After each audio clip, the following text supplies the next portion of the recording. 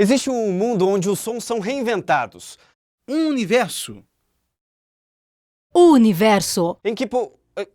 O universo em que o original pode ser recriado. Um lugar. Um lugar. Um lugar. Ah, corta, vai!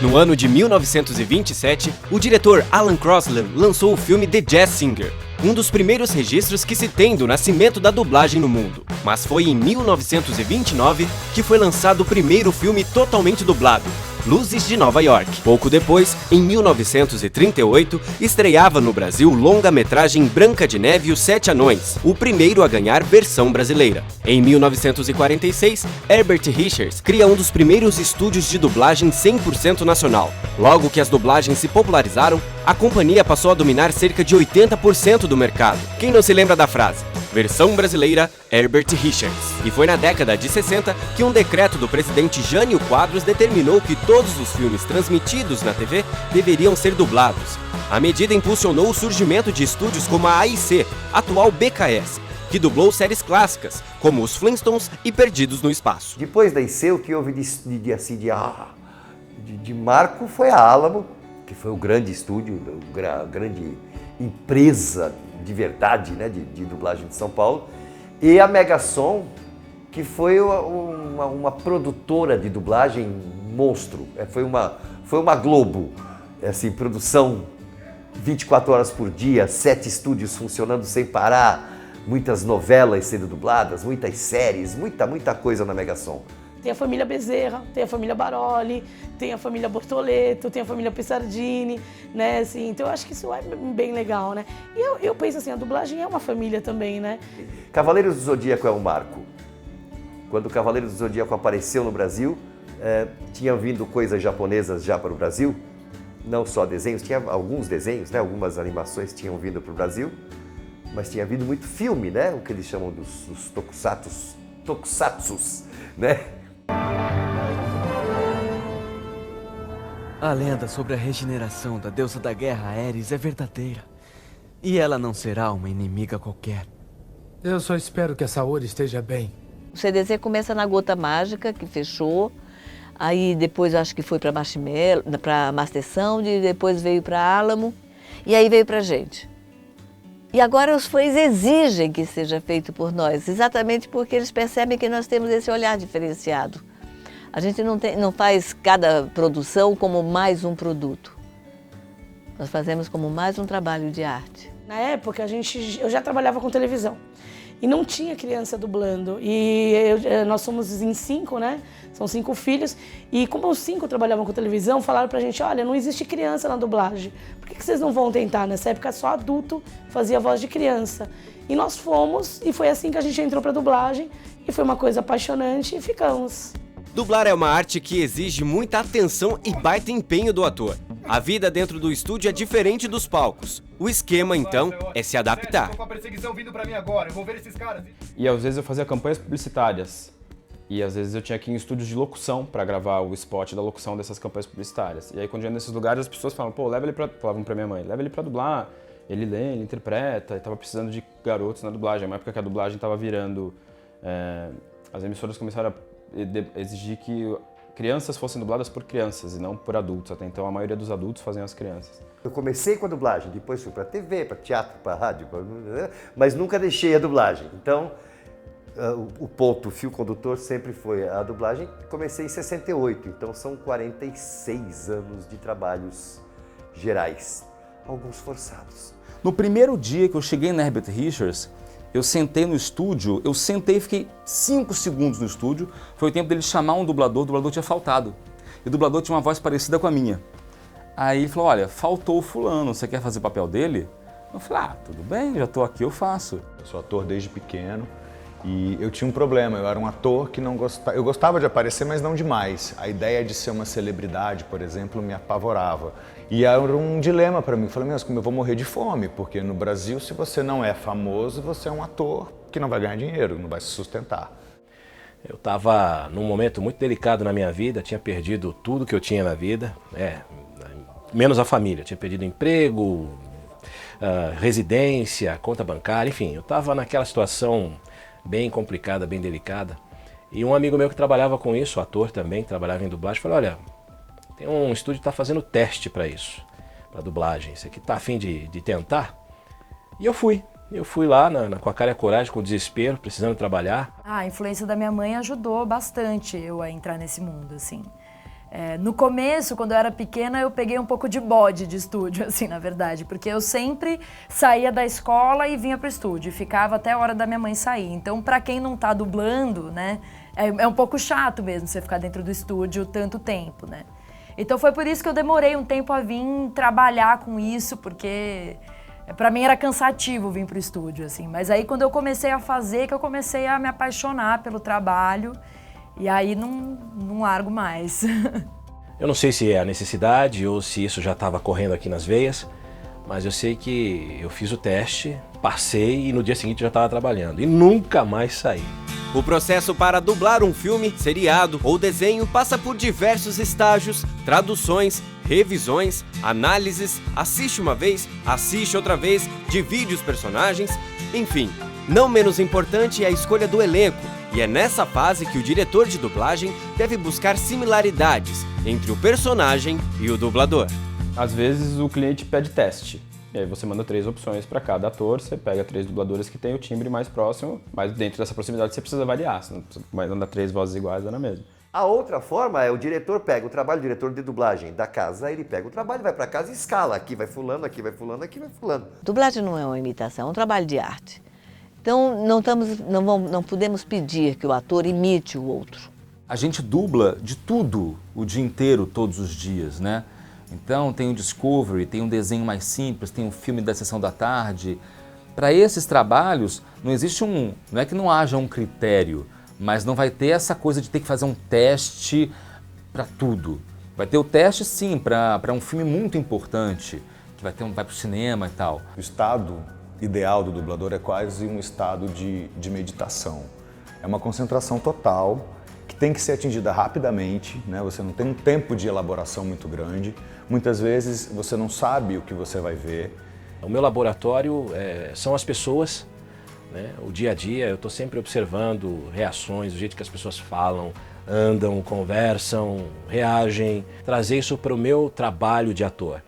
Para você ter essa concentração de ver uma vez e captar todos os detalhes do personagem, desde a maneira como ele fala, ou um gesto que ele possa fazer de botar a mão no peito, ou de mandar alguém embora, ou de falar que uma coisa é pequena, tudo você tem que conseguir encaixar, não é só a boca, né? Se ele fala em inglês, oh, this is very small, você não pode falar pequeno, não sei o que lá, você fala isso é muito pequeno, você tem que conseguir botar junto.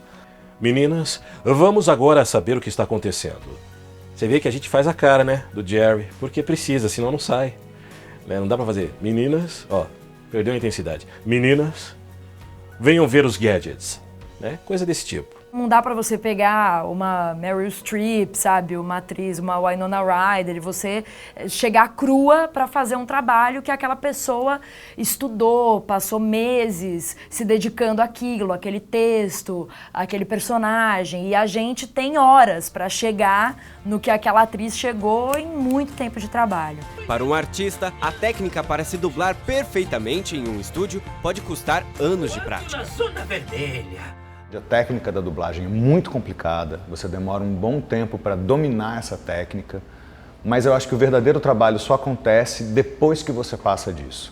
Depois que você não precisa mais pensar em sincronizar, respirar junto, isso já está introjetado, você já domina isso. E na dublagem você pega uma coisa que um ator já fez, na verdade, né? Assim, um ator ou mesmo que desenho, né? Tem alguém que já fez aquilo antes de você. E não que você tenha que fazer exatamente o que está ali, mas você não pode ultrapassar aquilo muito. Então a minha bagagem de teatro me ajuda a chegar na interpretação que aquele ator, aquela atriz chegou naquele trabalho. A dublagem é muito específica dentro do nicho da atuação, né? E é muito legal, acho genial, acho que... E prepare-se dessa forma mesmo, lendo, dicção. Quem são os seus professores? O que eles fizeram de importante na dublagem?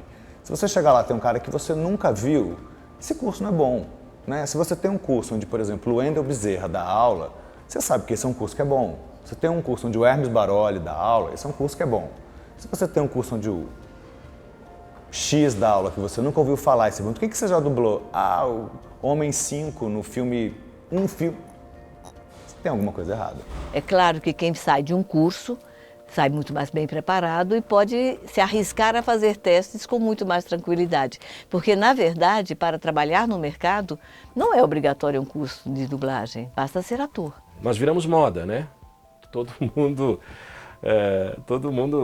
agora, aspas, quer ser dublador. Né? Não vejo nenhum problema nisso. O mercado é que vai selecionar, vai absorver. Nossa única preocupação é você entrar no mercado da maneira correta, fazer a coisa da maneira correta, porque já está estabelecido. A gente tem que partir daqui para cima.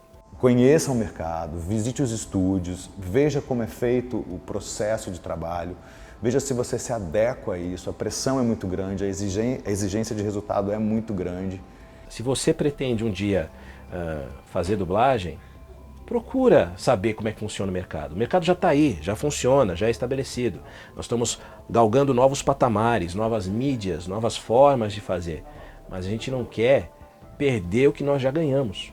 Né? E isso é muito importante. E aí?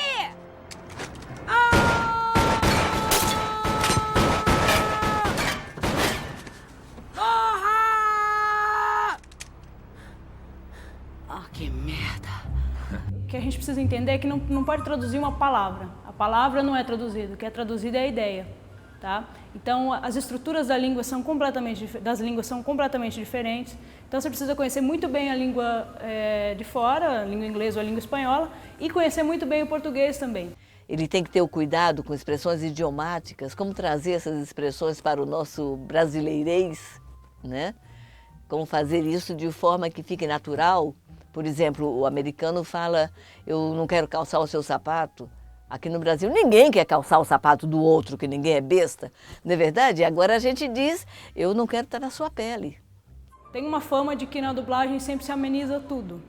Ultimamente varia muito do cliente, na verdade. A gente pergunta para o cliente e dependendo do programa ele libera ou não. Na verdade é uma hipocrisia algumas coisas. Por exemplo, até um bom tempo atrás, você não podia, por exemplo, falar nos filmes da Globo, não sei se pode citar o nome, mas já citei, você não podia falar merda. Só que assim, a novela antes de você falava merda, o filme não podia. Não podia falar bunda, aí você tem que falar traseiro. Eu acho absurdo falar traseiro. Eu não gosto. Então eu sempre dou um jeito nos filmes que não podiam falar, desculpa, bunda, eu dava um jeito de resolver de outra maneira. Agora já se permite, nós já fizemos vários, no Tremê mesmo, todos os palavrões eram ditos. Mas vinha uma lista, assim, do que a gente não podia dizer. E era complicado, viu? Porque tinha umas coisas tão bobas. De acordo com pesquisa do Instituto Datafolha, 56% dos consumidores brasileiros preferem filmes dublados, enquanto 35% gostam de ver legendados. Para 21%, tanto faz. Você acha que eu sou branco com listrinhas pretas ou preto com listrinhas brancas? Você tá mordendo a minha bunda! Essa rave tá bombando! Uma das divisões de dubladores que existe é assim, aqueles que fazem a própria voz em tudo e aqueles que querem mudar a voz em tudo. Não é um nem melhor ou pior que o outro, são jeitos de fazer. Eu sou da turma que gosta de mudar a voz em tudo. A voz que eu faço para o Homem-Aranha não é a voz que eu faço para o Hulk, que não é a voz que eu faço para a Zebra do Madagascar. Ai, galerinha, vocês podem tentar a beça, mas vão precisar de anos de prática. Eu particularmente gosto muito de dublar seres humanos. Eu não sou da turma dos dubladores que adora desenho. Né? Porque tem um povo que é louco, fala desenho, eu quero dublar. Eu não, eu prefiro dublar gente. Eu sou um monstro muito limpinho. Pokébola vai! Pikachu, choque do trovão agora! Eu dublo Ash há 15 anos, exatamente metade da minha vida. Eu já odiei, já fui fazer Pokémon com muita raiva, assim. Que saco esse desenho lá, não aguento mais. Né? Hoje é outra coisa, hoje eu vou muito feliz, assim, fico encantado, acho genial, quero que Pokémon seja eterno. Não tá sentindo um cheiro estranho? Eu não. Ah, desculpa, esqueci que você não tem nariz. Fiz o Goku criança, Faço o Naruto, que fiz o clássico, estou fazendo o Shippuden agora, fiz o Pequeno Urso. Então, vários filmes que eu falo assim, puxa vida, né? Que delícia, assim. Porque eu posso fazer por muito tempo aquele mesmo personagem, eu não preciso ser substituída. E eu brinco muito, né? Que eu falo assim que o Goku é da família, o Goku ninguém tasca. Que eu brinco assim, eu faço o Gokuzinho, meu irmão faz o Gokuzão. Ah, Bulma, eu tô tão fraquinho, eu acho que eu nem vou conseguir fazer um Kamehameha.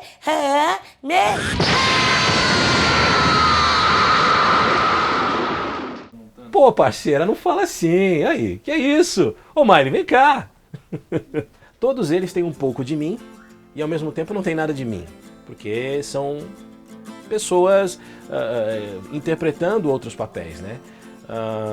Então é engraçado, em alguns momentos sim, eu me identifico muito com o Forrest Whitaker, aliás dizem até que eu sou parecido com ele, só não tenho o olho caído. O Cuba Gooding Jr. também dizem que eu pareço muito com ele quando eu tô sorrindo, não sei, enfim. Ele também tá sentindo. Sabe muito bem que ele está... E deveria sentir, Carter. Nem mesmo foi ao enterro do próprio irmão. Ele é um safado, isso sim. Por causa dessa versatilidade, de eu ter optado por não ficar essa coisa de só essa voz bonita o tempo todo em tudo. Mostrar que pode ter uma vozinha mais fininha, pode ter uma voz não sei o que lá. Mostrar que é possível, né, essa variante, isso vai abrindo o leque para mim. Ou cabeçada, ou pisada, ou unhada. Ai, cale-se, cale-se, cale-se, você me deixa louco. Ninguém tem paciência comigo. Não!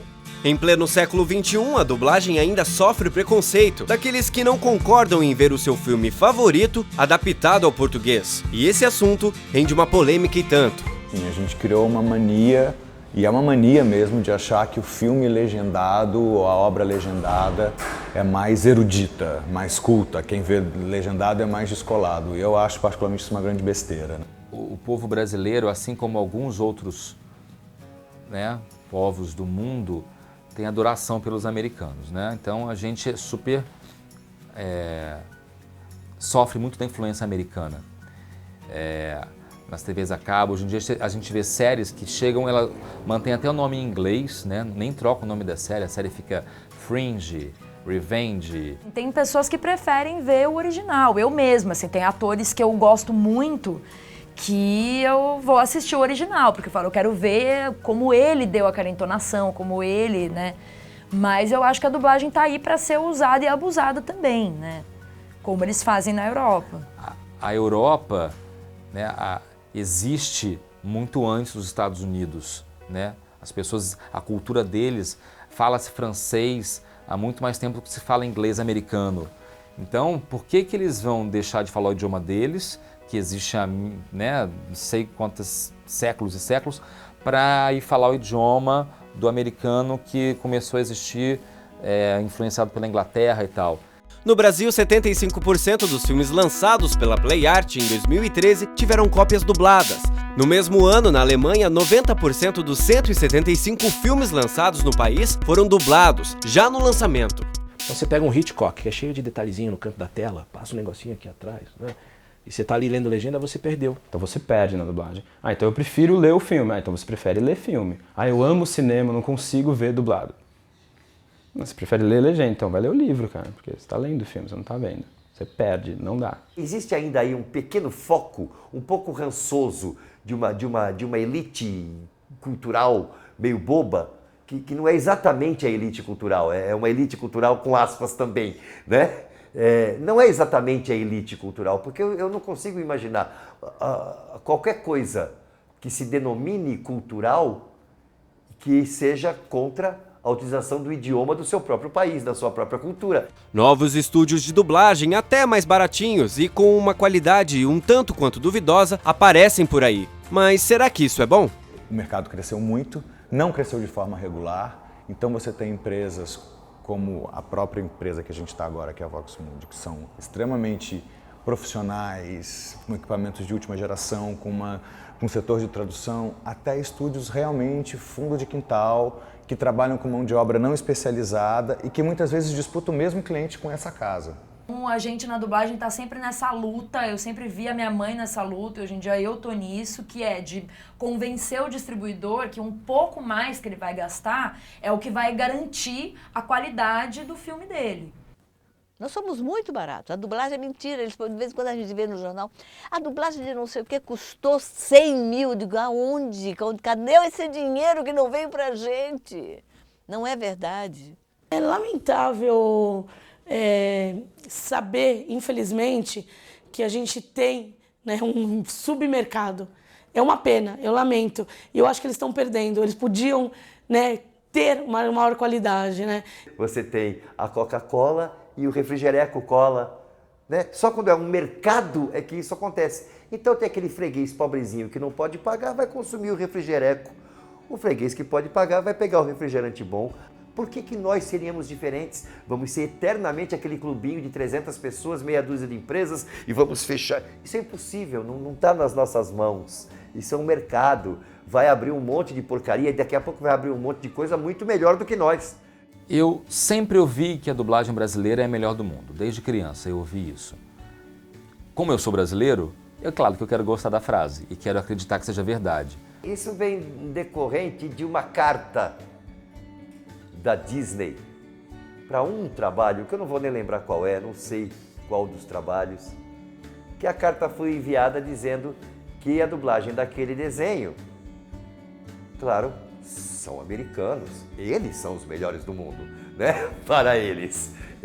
Então é assim, foi a segunda melhor dublagem do mundo naquele trabalho. Claro que a primeira é a deles. Essa dublagem que se faz no Brasil, ela é específica do Brasil. Dublagem com arte, só o Brasil faz. Nos outros espaços do mundo, as pessoas fazem tradução simultânea. E essa é uma grande diferença da nossa dublagem. Vamos pegar em 55, faz 60 anos que a gente dubla. Todos os dias da vida, 12 horas por dia, por 60 anos. O mínimo que se espera é que a gente tenha aprendido, né? Enquanto houver audiovisual, haverá dublagem, são muito sociáveis. Eu acredito que daqui a algum tempo a gente realmente vai ter tudo mesmo dublado. E a legenda vai ser uma opção. Hoje em dia existe essa opção, mas vai ser cada vez mais. E cada vez mais as pessoas vão ter menos vergonha de dizer que eu vi dublado sim. Os dubladores são artistas que podem, além de entreter, dar a oportunidade a várias pessoas se conectarem à fantasia. Então o que me fascina nessa arte e o que me faz ficar nela e nem pensar em sair dela é porque a cada dia é uma surpresa, ou são várias surpresas. Eu ainda tenho a satisfação todos os dias de sair de casa e falar, putz, hoje dublei o Dexter, foi demais, matei 5, sabe? É como se eu me sinto um pouco sendo. Eu sei que eu não sou ele, né? Eu sei que existe uma diferença muito grande, mas eu tenho o prazer e o gostinho de viver tudo isso. E isso só a dublagem me dá, sem dúvida nenhuma. Essas coisas de ficção científica, filmes de guerra, filmes, sabe? Eu sou super fã do Senhor dos Anéis, por exemplo. Você nunca vai fazer um filme desse no Brasil. Então eu acho que como atriz é muito legal poder dublar pra isso, assim, pra fazer esses trabalhos que você fala, nossa, você se vê naquele cenário, né? E de todas as coisas, a que eu mais gosto mesmo, assim, que eu fico feliz, eu saio de casa feliz pra fazer, é a direção. Eu gosto muito desse trabalho, eu gosto muito dessa... Principalmente hoje, quando a gente pega um por um. É como montar uma orquestra. Eu sonho com aventuras todos os dias. Mas são roteiros inteiros de filmes, assim. Salvando o mundo, defendendo um país. E é roupa de época, é futuro, é agente secreto, são carros não sei o que lá, é limusine, festas. Porque é o dia inteiro isso, é muita informação. O cérebro tem que processar aquilo de alguma forma. Então os meus sonhos são muito loucos, assim. Sempre tem uma missão para ser feita. E eu acho um barato, porque às vezes eu acordo assim, nossa senhora, quer dizer que eu acabei de vir do Japão e fiz não sei o que lá, salvei da bomba de não sei o que. Eu acho um barato, entendeu? A aventura vai continuando de noite. Acho que agora vai. Esse é o mundo onde os sons são reinventados. Um universo em que o original pode ser recriado. Um lugar onde podemos viver o que sempre sonhamos. podemos sem receio ser confiantes e conquistarmos tudo aquilo que sempre almejamos. Podemos fazer você chorar, rir e aplaudir. Esse mundo está aqui, onde a imaginação e a emoção humana reinam. Um palácio de possibilidades. Ai, caramba!